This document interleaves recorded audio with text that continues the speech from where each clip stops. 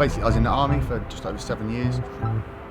Done my tour of Afghan, come away from that obviously with my money from the tour that was saved up, and when I left the army just invested in NFM along with Dean.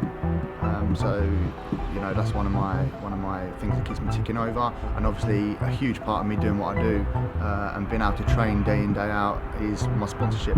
I have some amazing sponsors that pretty much pay for all my training, all my trips to Thailand, all my clothes, you know, Fight Lab, Raw, financial consultancy, give me almost like an income as their sponsorship because they believe in me. And all my training from Dean, obviously that's off his own back, and obviously all my massages, osteopath, S&C, these are all people that just believe in me and want to see me do well. You know, I have a wicked fiance, soon to be wife, builds amazing sponsorship packages. She builds that, and then I sent that out to like over 200 companies.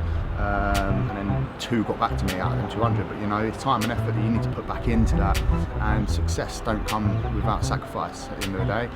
It's a lot of nights down the gym that I don't see my kids and stuff like this. People only see what they want to see. They see you in Thailand, and they see you training all day, like in the daytime, and their class is not working, but it comes with a lot of sacrifice and a lot of time away from family and things like that. You're getting up before everyone else, you're training before people are even eating their breakfast.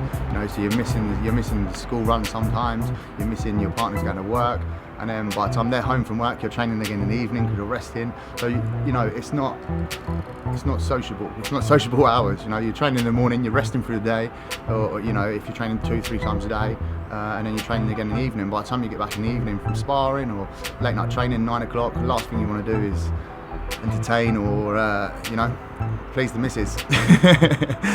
The sport is so young, and I think within the next 10 years, we're going to see that. And I think even like you mentioned, people's mums and things like that, they know what the sport is now, opposed to 5 years ago. They thought that cage fighting was something that gladiators done back in the day, and it is barbaric. But it's becoming more aware. People become more aware of the sport and realising it's not a thug sport. It's an athlete sport, and we're just in a transition at the moment of the money's changing, the popularity's changing, and people realising how hard it is to become a professional fighter. So I think you can't rush these things, and they come over time.